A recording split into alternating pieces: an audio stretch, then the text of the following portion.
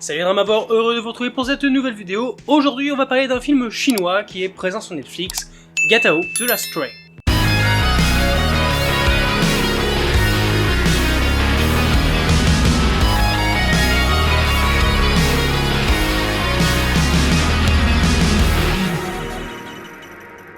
Gatao The Last Stray est un film d'action et de romance chinois qui prend place dans le monde des gangsters. Il est sorti en 2021 et se déroule à Taïwan. Il s'agit en fait du préquel au film Gatao 2 Rise of the Kings, sorti en 2018. Le film nous raconte la romance inattendue qui voit le jour lorsque Chi, une photographe indépendante, arrive en retard à la fête organisée en l'honneur du nouveau-né d'un chef de la mafia. Elle y fera la rencontre de Quinn, un jeune haut placé qui va s'intéresser à elle comme personne, jusqu'à ce que les deux jeunes gens tombent amoureux. Mais venant de deux mondes différents, y a-t-il vraiment une place pour leur histoire ? Le film est vraiment surprenant dès le début. Alors qu'on est vraiment plongé dans le monde des gangsters, des gangs, de la mafia à Taïwan, tout à coup une autre histoire émerge avec douceur, volupté, mais malheureusement aussi dans la violence. Le film manie avec aisance le montage parallèle, mais cette fois il ne s'agit pas de deux époques différentes, mais bien deux histoires différentes qui se retrouvent liées constamment tout en se repoussant également. Car en effet, nos héros font partie de deux mondes bien différents.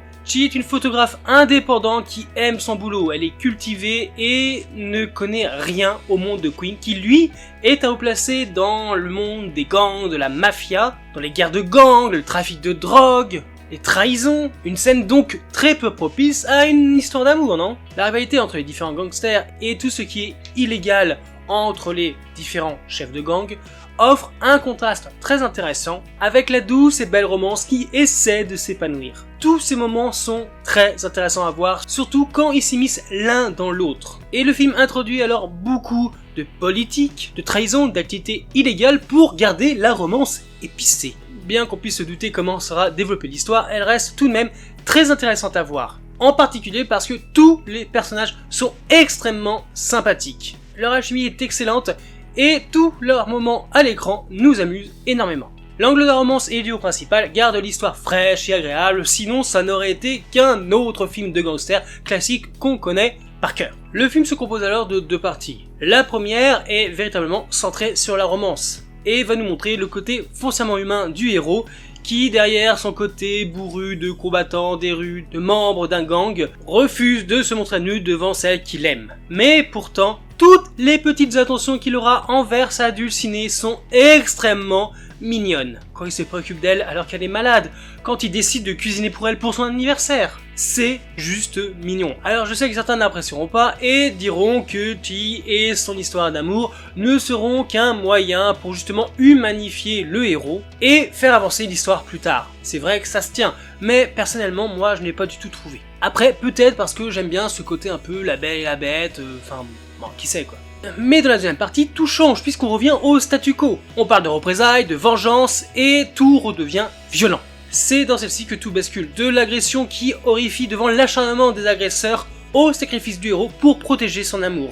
Cette deuxième partie s'avère malheureusement prévisible, mais que pouvait-on faire d'autre ?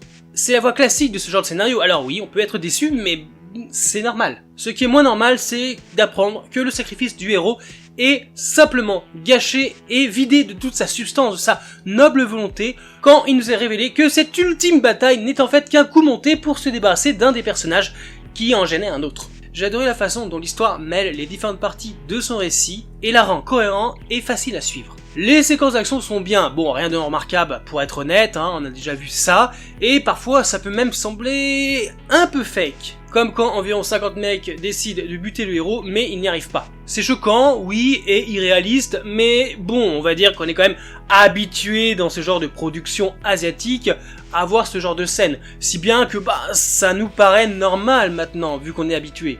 Moi, ce qui m'a le plus choqué, c'est le moment où le héros se prend d'innombrables coups de couteau. Et attention, c'est pas des petits couteaux de cuisine, c'est presque des machettes. Mais arrive encore à se mouvoir après ça et survit. C'est Superman ou quoi ? En bref, Gatao The Last Stray est donc un film de gangster romance qui a ses moments doux et ses moments de sensations fortes mélangés en un seul. J'ai beaucoup aimé le film tel quel. Il était très agréable à regarder, souvent mignon, même si la deuxième partie, ok, on l'a dit, est extrêmement prévisible et ne fournit malheureusement pas une fin qui peut nous satisfaire à 100%. Le film ne propose certes pas quelque chose de nouveau qui le distinguerait des autres, mais pour ceux qui l'en ont fait, je l'ai trouvé excellent et ça restera un excellent souvenir de visionnage. Et toi, est-ce que tu l'as vu? Si oui, sinon n'hésite pas à me le dire en commentaire pour qu'on en discute, et on se retrouve bientôt pour une nouvelle vidéo. Bye les Dramavores!